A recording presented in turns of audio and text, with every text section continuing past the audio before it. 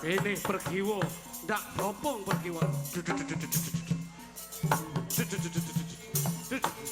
Ayo pergiwo, maju toh maju. Ayo, ndak bopong. Hei.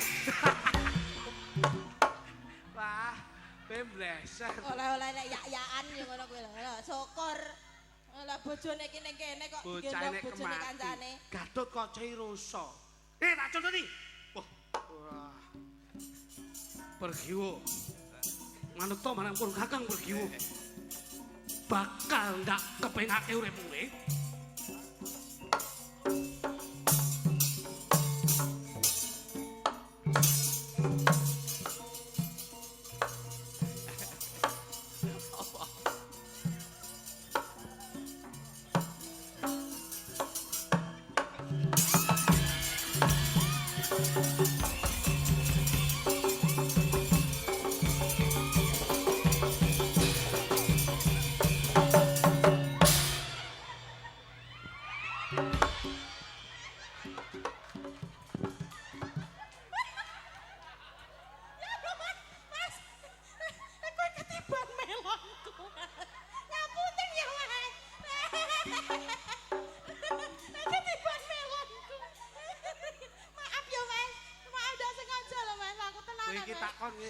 Piye? Lagi iki lho. Ngapa? Kok dimi lagi. Monggo. Oh sampun lho Pak. Masyaallah nggih. Matur ngapunten niki jenengan ndak kena macem-macem mergo niki di wilayah saya. Leres-leresipun ngoten. Nanging saderengipun ngaturaken assalamualaikum warahmatullahi wabarakatuh. Waalaikumsalam warahmatullahi. Alhamdulillah wa syukurillah. La quwata wa la quwata illa billah. Mas Minto. Dalu niki saged nderekaken panjenengan sampun pinten-pinten putaran dalu niki pinanggih malih. Nggih. Sowan wonten dalipun Pak Darmaji, Bu Suliani. Nggih. Ing dalu menika nglenggaken Keng Putra wonten ing Pawiwan Agung.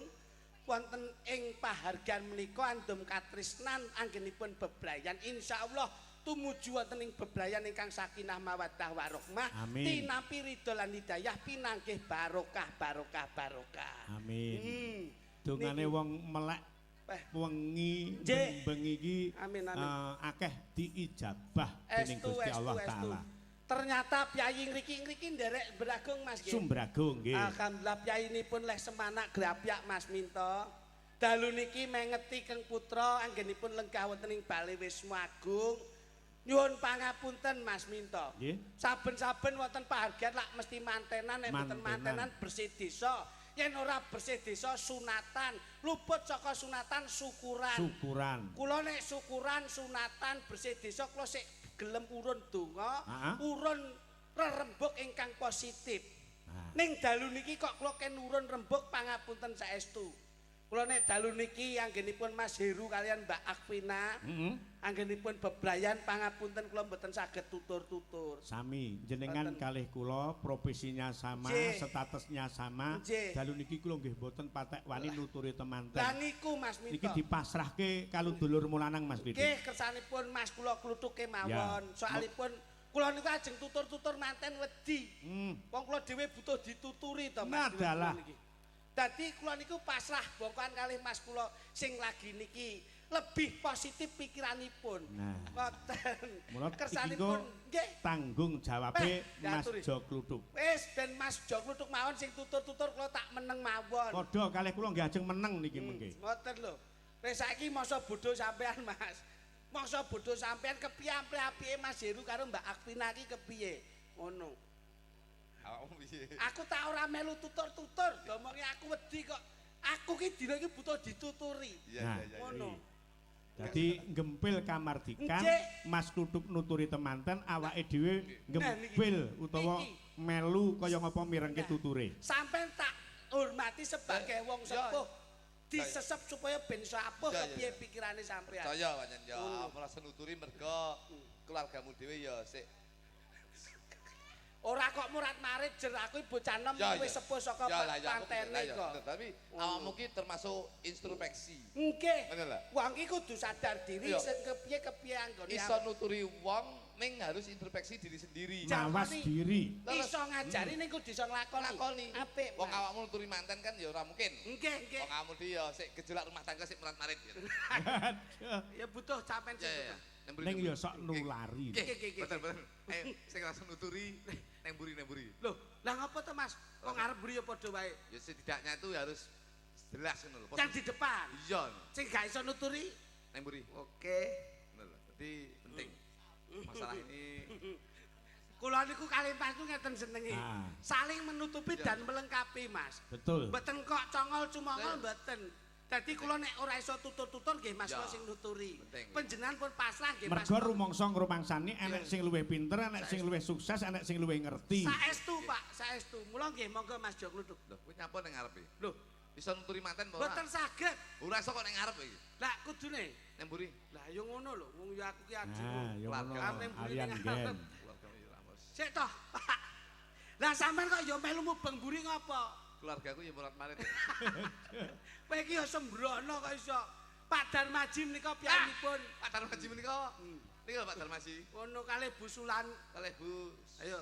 Sulaini. Bu Sulaimi. Hmm. Piyayine iki merantau, Mas. Nggih, Pak Wonten. Darmaji teng Malaysia, Ngoten. Bu Sulaimi Nah, niku teng Taiwan. ngono. Jadi Jadi- mereka berdua itu beliau berdua Loh. berjuang. Ini yang bisa dinamakan bahwasanya mereka berdua, Pak Sulaimi kalih Bu Pak Darmaji. Pak Darmaji kalih Bu Sulaimi menika pahlawan Devisa Negara. Ngono.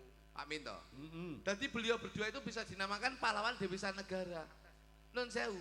Ini sudah terbukti bahwasanya kesuksesan beliau menika sing lanang nyambut gawe ning Malaysia, sing wedok nyambut gawe ning Taiwan, nyatane sak menika saged dados keluarga ingkang sukses wonten ing Rejo Agung menika. Alhamdulillah kok Rejo Agung mbahmu Di iki. sini iki Beragung. Beragung. Wah, lha iki ya rada Wah. slewang iki ya. Teng Beragung menika dadi dhuwit oleh ke Malaysia, dhuwit ke Taiwan, menika dikumpulne dadi siji ning Beragung, menika beliaunya keluarganya sampun sukses. Nyatane sudah terbukti beliau berdua menika sampun duwe usaha. Usaha napa, Mas? Pabrik paralon menika sak menika Paralon mbahmu kiper kok iso. Wong kuwi tempat pembuangan air kok iso pabrik paralon iki lho. Wah, kowe iki jan mripate kok ndi-ndi kok, Mas? dadi ngeten Pak Minto. Pak Minto. Manten berdua menika. Endi mantene iki lho? Kok manten berdua menika endi? Wong mantene di depan kuwi kok Di iso. mantene di mantene. Lah kuwi baguse kaya ngono putih kaya ngono kuwi jajali. Di Burisan kuwi lho. digital gudulmu. Ya ampun, Oh, iya, Mas iya. Heru iki lho. Wong mau wis jagongan ngono kok iso. Putih kuwi oleh lek sadurunge ndek bojo. Ning yen wis ndek bojo kudu ireng. Piye ta bocah iki Sik, kok iso? sik. Ini harus diperjelas Loh, putih taruh oleh kasih. sadurunge dadi manten. Ning lek wis dadi manten kudu ireng Pak Minto. Lah kok ngono? Lho kene putih ki biasane sadurunge dadi manten kuwi ndelik perawatan ki penting. Tapi sakwise dadi manten kudu bekerja keras nyambut gawe untuk menghidupi keluarga. Paribasane ora roh udan, ora roh panas. Ora roh awan, ora roh Bengi kudu nyambut gawe. Paribasan adus keringet dilakoni. Adus keringet niku kudu dilakoni. Kudu ireng ya. Lho kene Wah, Bos. bener. Loh. Biyen ki ibuke cah-cah ki penyawangku saurunge dadi manten ki putih. Putih. Bareng suwe-suwe kok ireng. Nah, ngoten lho. Pak Gini Minto, ku, gini ku. malah kewalik. Eh? Biyen ibu Sri ki ireng, Heeh. saiki putih. Sapa sing ngomong kuwi apa roh lek putih? Roh, Ireng. mosok sesuk putenan lho. Kok kan moto ki urusan apa kok iso mangsane? Dadi ngono Pak Minto. Heeh. Dadi manten ki nun sewu. Wong lek dadi manten wong lanang kuwi paribasane aja wedi awake reget. Aja wedi kesel, Aja wedi kesel, aja wedi elek, aja wedi awake reget. Ning misi dan visi kita nyambut gawe dienggo murakapi keluarga. Masya Allah. Berarti wandene kaya Kang Rama. Lho iya no. Pak Darmaji. Sampir sani Pak Darmaji ge. Hmm. Pak Darmaji sampir sani ge. Nika lho piyayine senden ning mburi. Lah yo kae lho beliaunya dulu. Piyayine gede dhuwur. Gede dhuwur berikuse kandel paribasan kaya wayang menika Gatut Kaca. Heeh. Pak Darmaji. Lho iya. Pindha Raden Anam Gatut Kaca. Gatotkaca ngambadir Gantara Pari- ngagem caping Basunanda. Basunanda kudan rakudanan Panas ra kepanasan. sebabe Mergo ngiyup ning omah. Dadi kok ngiyup ning omah iki lho kok. nyambut gawe ning proyek. Gitu. Gitu, Pak Darmaji gitu. Pak Darmaji lho. Biyen Pak Darmaji ki putih. Pak Darmaji. Lho. Wah iya iya. Begitu, Yayine tur ora sombong Ora lho. sombong. Biasane nek kagungan gawe iki mesti ning arep dhewe to, malah ning mburi kok. Delik. Lho lho. Kuwi ndudone wong sing duwe jiwa adigang, adigung lan adiguna. Loh, Dadi ora Ora sombong. duduh-duduhne wong lek sukses kaya ngono kuwi. Masyaallah. Lho, Ning jero kaya ngono ya Loh, Mas Grapyae. kowe ora roh. Pripun? Mau aku teko ditokne kabeh. Masyaallah. Enek lek petang lodong. Loh, petang lodong. Petang lodong mek kripik tempe tok. Kuwi mok. Iki lho jane ngene iki lho. iki lho. Kowe iki kudune lak yo melu bangga wong yo apa-apa enek kok iso. Enek apa Wis ning ngarep. Sing ngalam petang lodong. Heeh. Nek mburi ki nek 6 lodong Pak Lah Tito. kuwi komplit neh. Kok komplit aku mek kerupuk iwak tok. Lah yo beda kok iso. Tapi hebat lho Pak Minto saiki. Hebate Loh, Pak Darmaji to. Nggih. Pak Darmaji menika nyambut gawe ning Malaysia, ibuke nyambut gawe ning Taiwan. Iki mung apa? Monggo mulyakne anak. Mulane ada kata-kata wong tua mesti mulyakne anak, ning urung mesti anak ki iso mulyakne wong tua. Wong tua siji iso Ngopeni anak 5, ning urung mesti anak 5 iso ngopeni wong tua siji. Lah kuwi lho sing kudu digut. Loh, gocek iki penting lho, kata-kata iki penting. wong tuwa Wong tua iso siji. mulyakne anak Ning ning urung anak- mesti iso mulyakne wong tua. Sapa sing ngomong?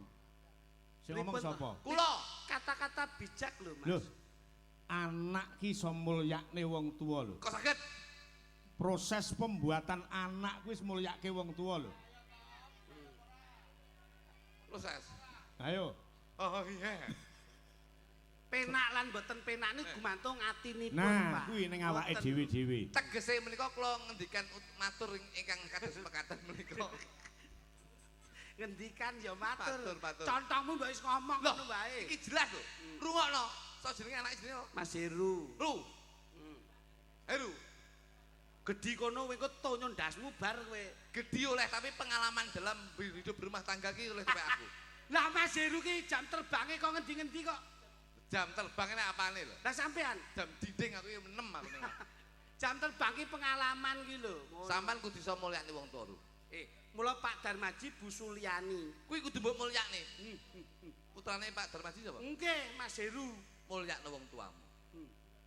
Apa meneh mulyakne wong tuamu wedok. Insyaallah kuwi iso membina rumah tangga sing sakinah mawaddah barokah. Nah, Kuwi iki lho, lho. Mas, kuwi lho, Ki Mas. mesti ngerti merga paugrane kesuksesane anak ki gumantung ning wong tuwa Wong tuwa wadon. wadon. Kula yen kepengin sukses angger nyambut gawe lak mesti ridone wong tua, Pak. Iya. Nggih to? Iya. Mesti dilangkai. Mas Kluthuk niku angger budal nyambut gawe. Aku jemene kok dilangkai. Aku mesti dilangkai kalau diuyui ya. Dilangkai ki dongane wong tua ki Pas lho. ngelangkai anyang-anyangan ngono aku ngono.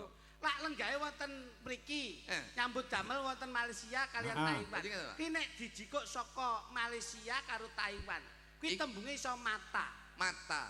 Dadi sing lanang nyambut ning Malaysia, sing wedok nyambut ning Taiwan. Taiwan. Itu lek kita bisa menyatukan kata-kata itu mata. Maki Malaysia, iki Taiwan. Taiwan. Jadi saya bisa menghimbau nuturi teman-teman lanang karo wedok, mata ki cinta itu dari pandangan pertama dari mata, akhirnya timbul di hati dan nanti akan membina rumah tangga sehidup semati. Masya Allah. Iki lho, Pak. Loh, iki wis pitutur lho Pak Minto. Iya. Dadi wong wedok karo wong lanang, bapak karo ibu iki nyambut ning Malaysia karo ning Taiwan, kuwi saka mata mlebu ning ati, akhirnya bisa membina rumah tangga sehidup semati. Dadi rumah tanggamu Ru, iki kudu sehidup semati. Lah, wondene metu siji, Metu bareng, maem siji, mangan bareng, dolan siji, dolan bareng, turu siji, turu bareng. adus siji. Dewe-dewe. Lho kok ora bareng? Kula adus bareng ya kungseng jenenge cilik, wae tak delok cilik mau jenenge. Cilik. Ngono iya. Dadi penting Pak Minto ngoten niku. tane Loh, ta itu apa? ta iki wis tegese tanggung jawab. Tanggung jawabe wong lanang apa, tanggung jawabe wong wedok apa. Wong lanang nyambut gawe, wong wedok mempersiapkan apa yang menjadi kebutuhannya wong lanang.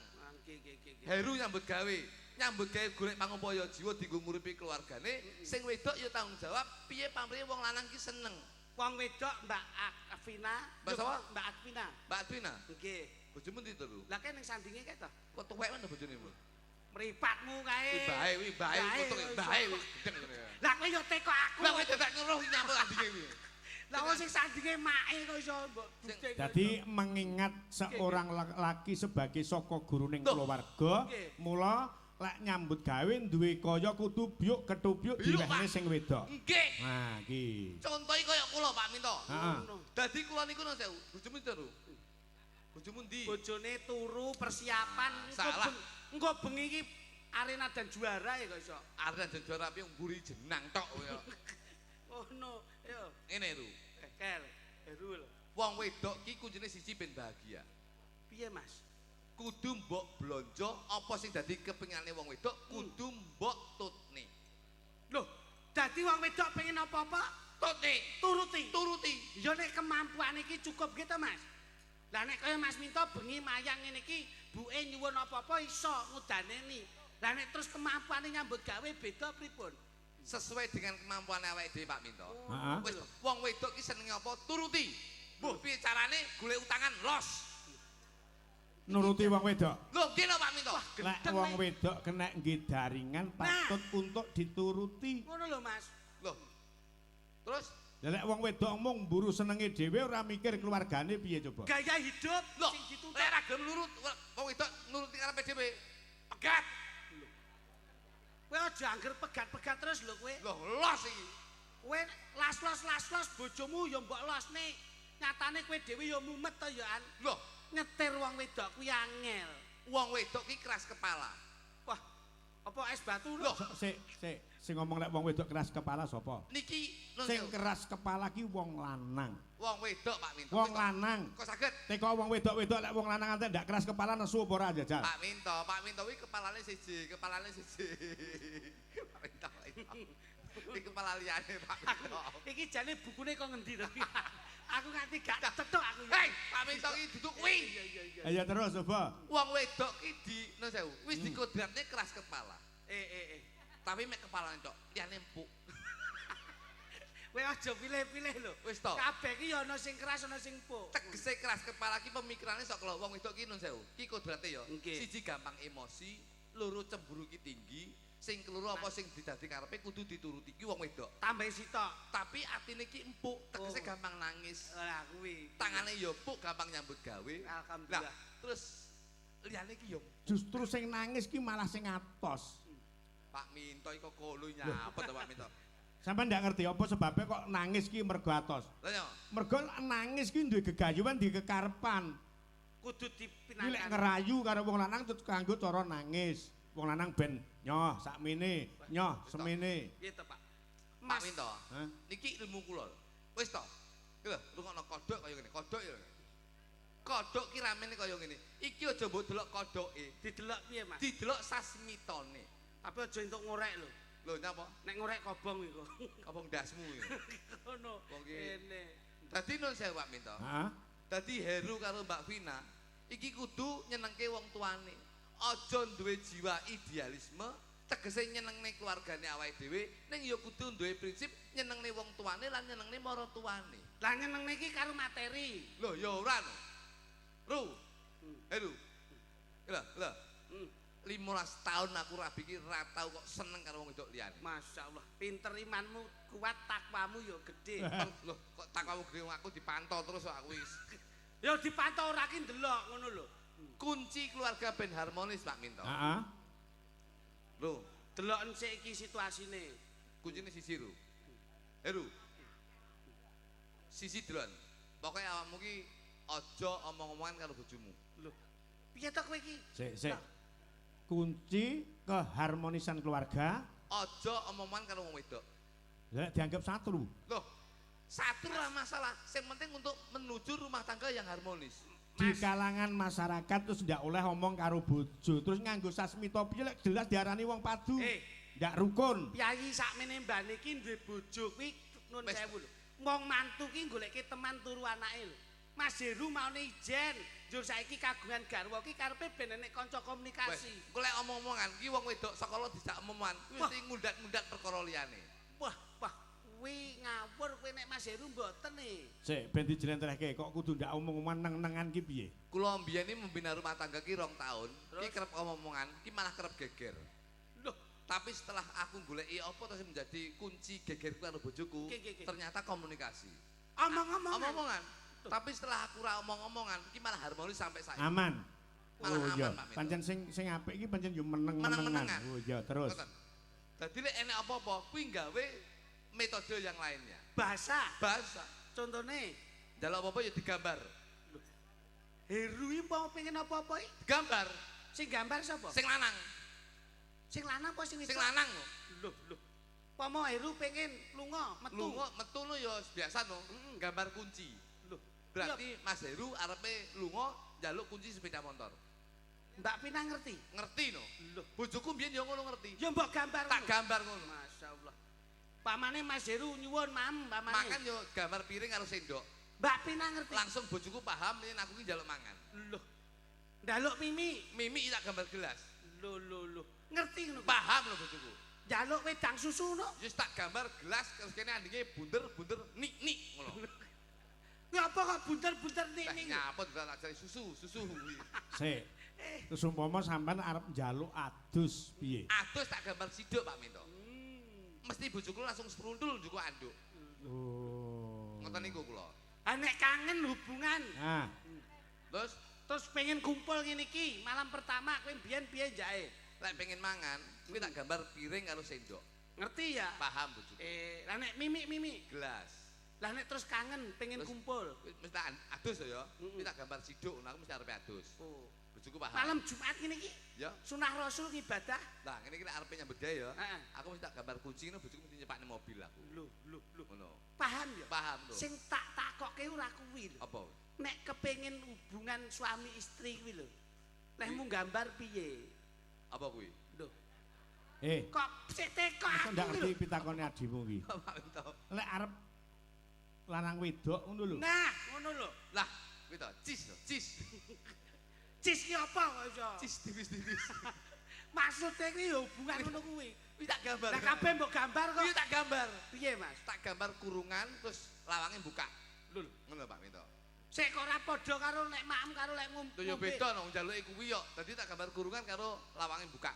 Lah nyapa kok ming hubungan lawange buka karo kurungan? Kuwi berarti manuke wayahe mlebu. Ngono lho. Dadi Wo Sasmita. Lek bojomu ora tanggap.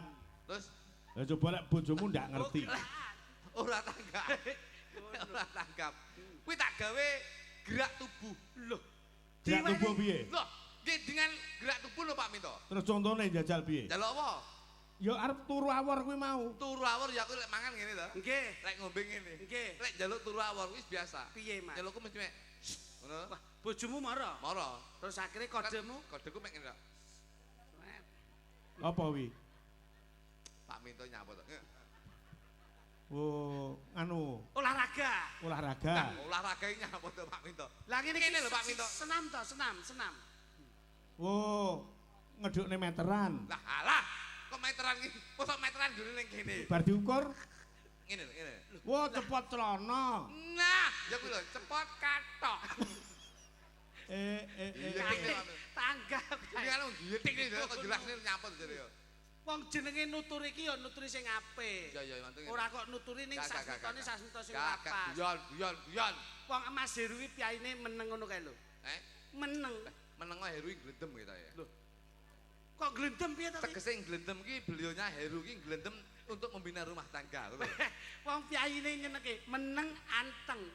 Wong kira enek pepatah mengatakan to Mas. Heeh. Air beriak tanda tak dalam, air tenang menghanyutkan. Saiki ngene Mas Kritik nggih. Nggih.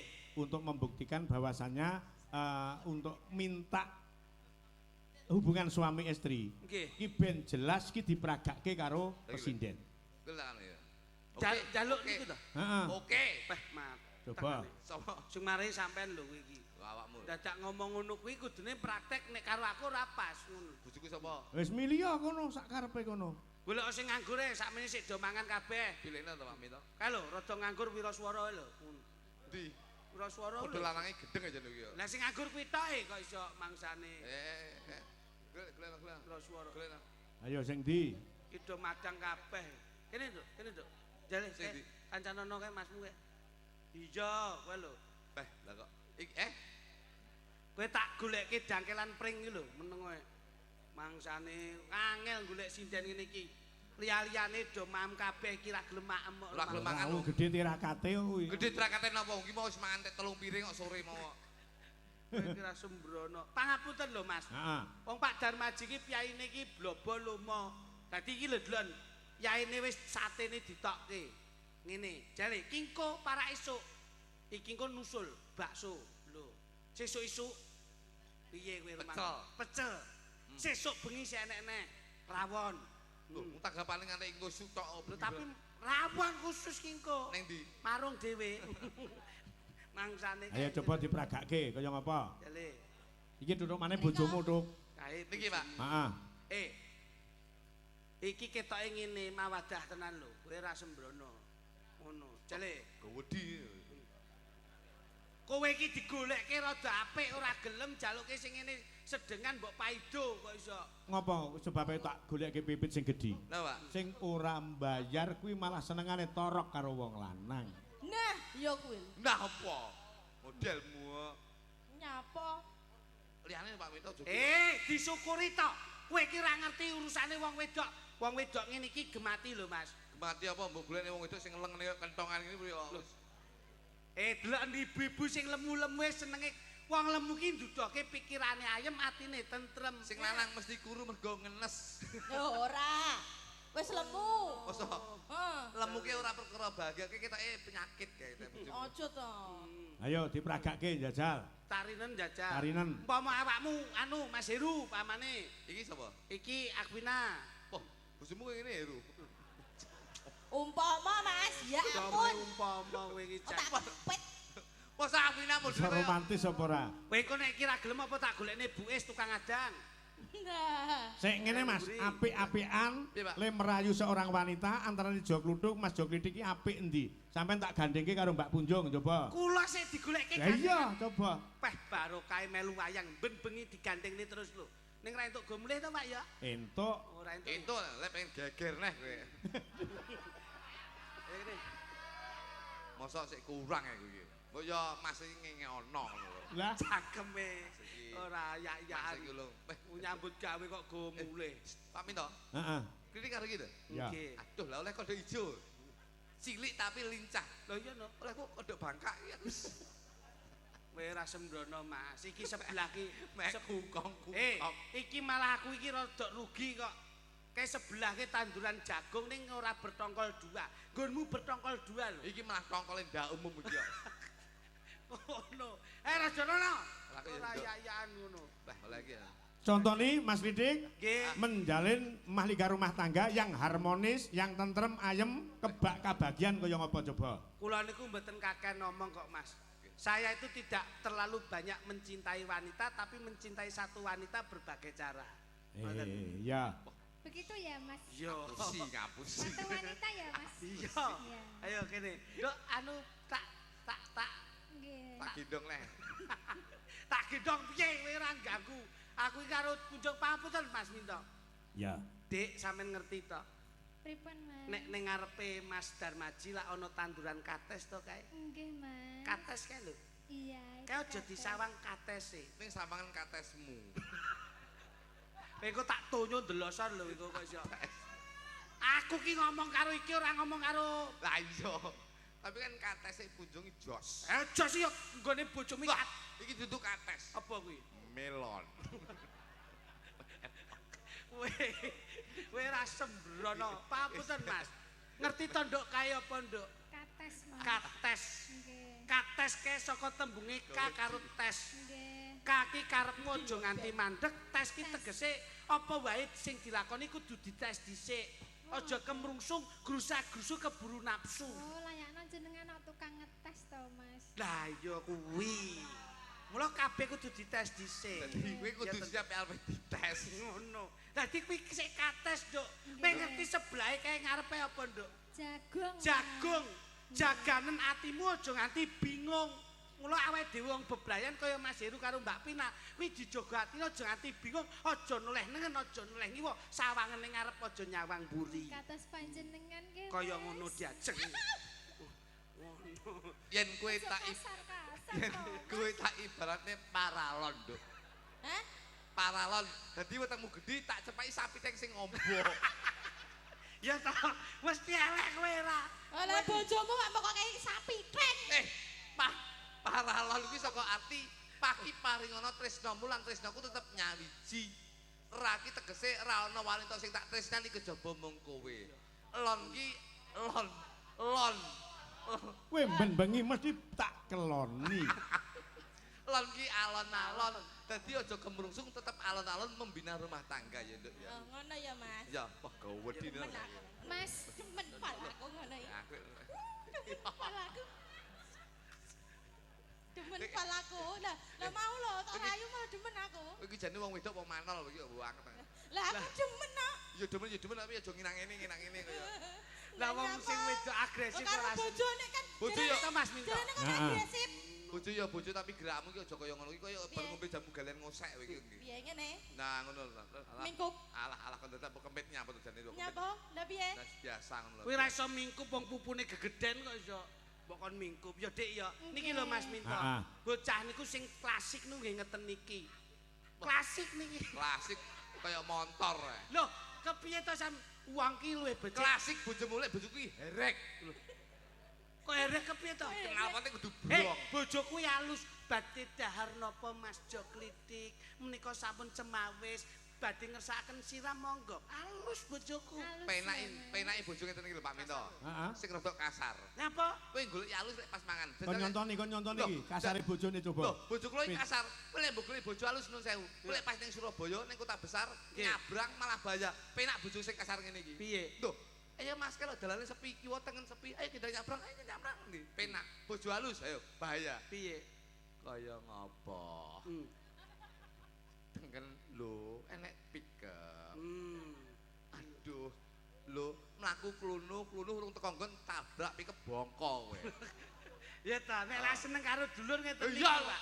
Lho nek sok lairne Nyawa. halus bojoku timbang bojomu. Kaya apa? Lah iki iso nek umpama nuntun putune, ayo nduk istighfar, nduk nyebut asmaning Gusti.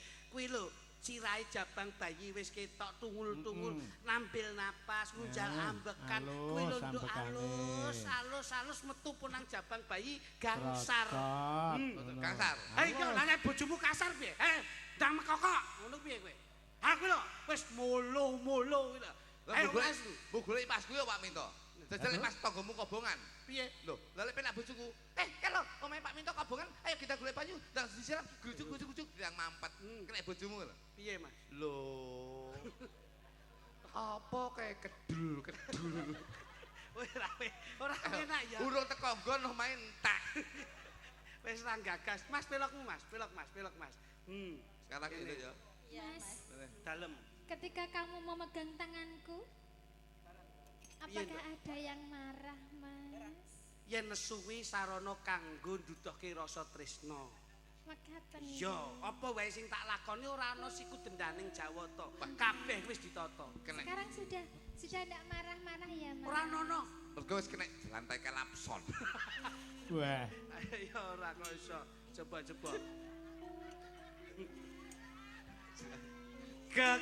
Kekarandeng wong akrambi romantis. tutu bondo tutu rupa. Kowe ngerti iki sing ditabuh jenenge apa, Nduk? Gender, Mas. Gender ki tegen olehmu sesender marang kersaning Gusti Allah Subhanahu wa taala. Oh, Ya. mekaten. Sandinge ki apa, Nduk? Slentem. Slentem kuwi saka tembung kowe yen dadi bojoku aja slincok ing tembung. Yen tresno ya tresno, yen ora ya ora. Kula tresno saestu. Saman roh sing gandul-gandul ke jenenge apa, Nduk? Gong. Ketoke kayak modelnya kayak modelmu cahayu tadi. Alah, Gede. Ayo padha wae. gedeng ya. Gede tapi enek mentol cilik nang tengah. Amung ati pawi tane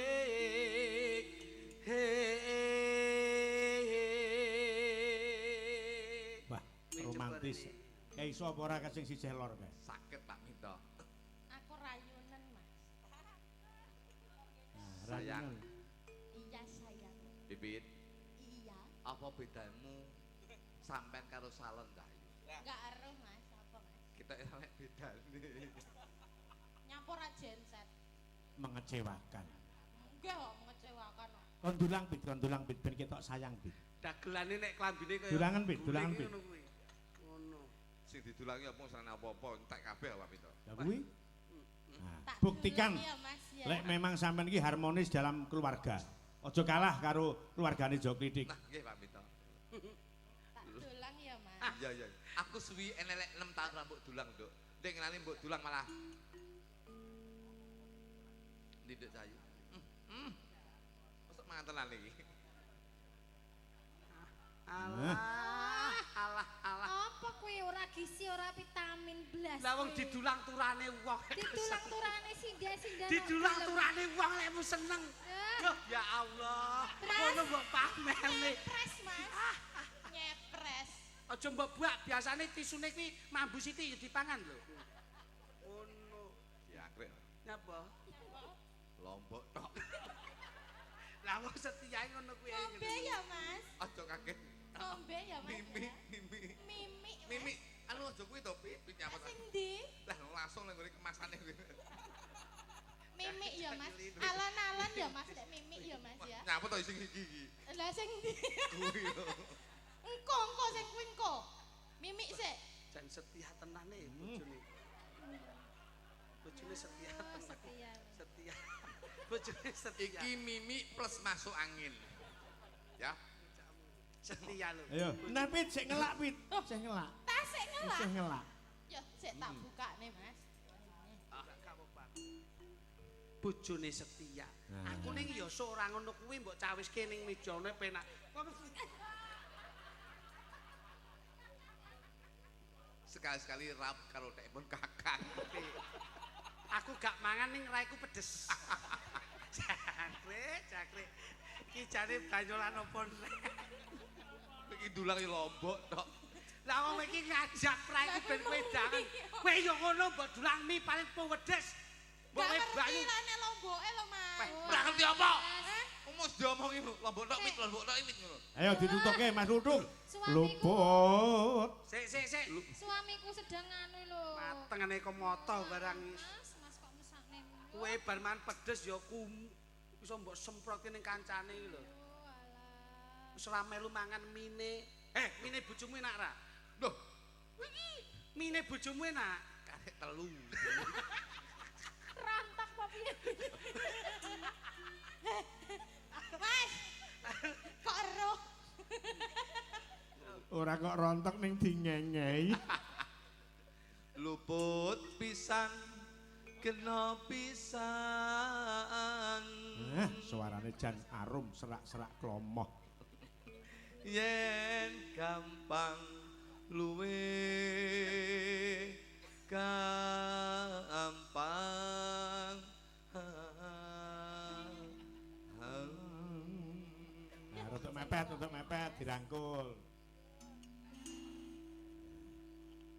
Ndak cakep ngene. Jan kaya Mas Ludung, Dalem Pak Minto. arep ngawinke kebon yang endi? Niki bisa dikawinke kula suntik. Mas aku gendong, Mas. Gendong. Lah nek perkara kuwi aku engko sik. Nek kowe gandeng tak turuti rene. Kowe pengen gendong tak? Gendong. Gendong sisih ngarep apa mburi, kiwa apa tengen? Sisi ngarep madem buri. Ngarep madem buri. Marep. Madem buri. Lho, lah kuwi lak ya terjadi 2-2-0 karo 1-1-0 lho kuwi. Apa kuwi? Ayo konsletno. Sampeyan yo ngono. Iya. Bahaya. Nyapa? Kak akhirnya dipoto malah kaya ketek mangan kates. Ketake sampean ngono apa piye? Lah itu apa keteke kowe kates.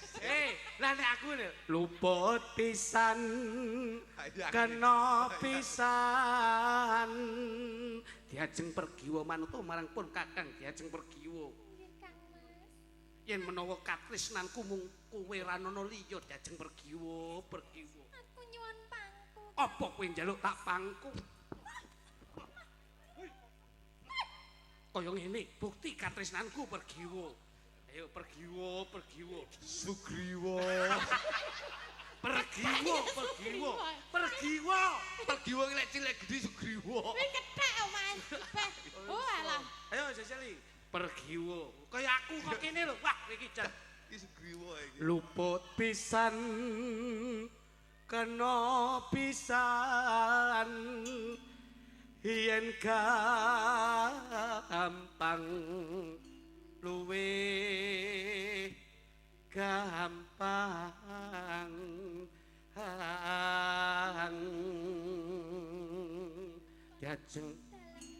garwanipun Kakang Diajeng.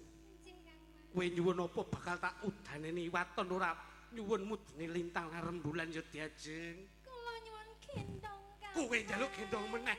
Kowe njaluk gendong meneh tak tung. Kowe njaluk tak gendong Diajeng. Beluk. Ayo tak gendong, tak indit, tak boyong ana ing kadewate Diajeng. Wus. Awas.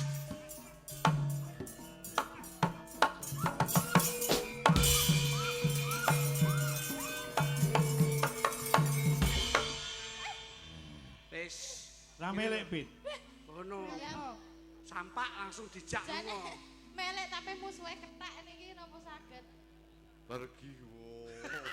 Hei, suarane gedhi Pergiwo. Garwanipun Kakang Pergiwo. Pergiwo. Garwanipun Kakang Pergiwo. Kowe nyuwun apa Pergiwo ning aja nyuwun lintang mudun lintang lan rembulan ya. Pergiwo garwanipun Lakang Pergiwo. Kakang. Kakang kok Lakang. Aku muni apa? Lakang. Sapa sing ngomong muni Lakang? Jenengan lho. Kakang. Lah mau muni Lakang lho. Bapakmu lho. Sampean mau lho. Aku muni apa? Lakang. Lah iya. Lah iya. Heeh. Kok lah iya? Baleni. Pergiwo garwanipun Lakang Pergiwo. Garwanipun Lakang Pergiwo. Kakang. Lah ya Kakang pertama aku sisi ning Lakang lho. Kowe nyuwun apa Pergiwo? Kula nyuwun dipondhong Kang Mas. Belok. Kok lho iki kepiye? Tak udaneni Diajeng. Udaneni ndasmu ya. Napa? Enggak kuat lho bos. Lho. Gatotkaca iki sekti mandraguna kok iso. Tak semayani. Piye? Lah kok dipun semayani. Ayo. Karo trisik sik. Sing wedok trisik. Awas. Diajeng Pergiwo. Gage mapano Diajeng. Ndak boyong, ndak penake. Sesandingan marang pun Kakang jenenge. Yo, Pergiwo. Manut telatang, turun dang. Awas. Yo. Ini Pergiwo, ndak bopong Pergiwo. Ayo Pergiwo, maju toh marang. Ayo, ndak bopong. Hei.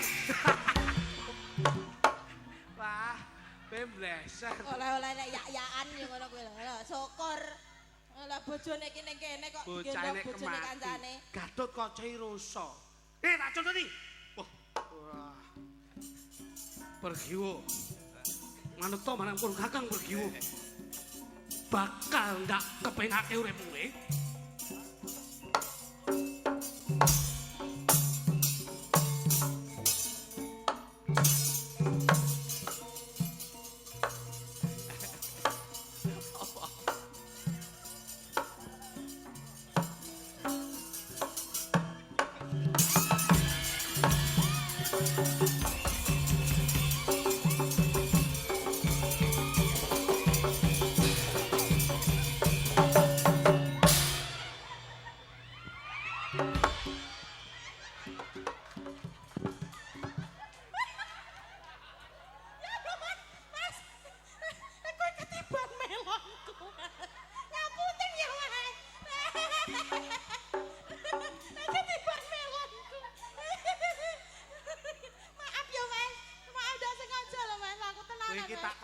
Piye? Lagi iki lho. Ngapa? Kok dimi lagi. Takoni lagi. Malah mbok junjung ra karo-karo. Begitu cebol langsung. Lul. Oke mapan ayo anak. Ya jenenge wong entuk iya ngono. Entuk ya entuk mosok karo kanca kena setanting lagi iki. Oh kudune mbopong ya ora ngono kuwi kok iso. Ayo terusno Diajeng. Aku tak menggeh. Wah, sapi denge sak gedine. Wah, kowe kiwa to? Heeh. Aku tengen pas padha tengahe. Pupune kok guling. Kuwi cara kapuk nu super. Ah, saiki nembang bareng, Mas. Lah niki dereng bar kok niki. Urung bar. Dereng sik ben dirampunge mengke bablaske Tembang barak jenengan. lintang samara. Yen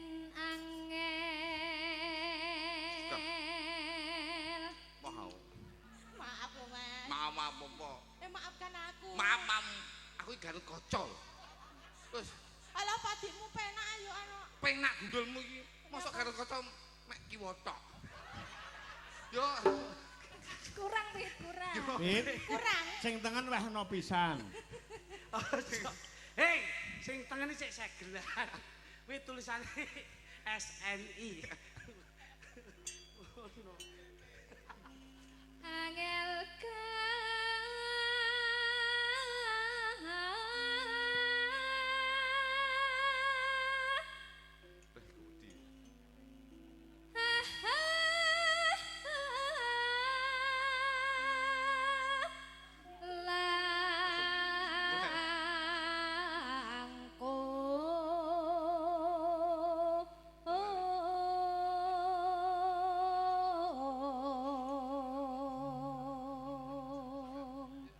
Tan kenoti numbas harata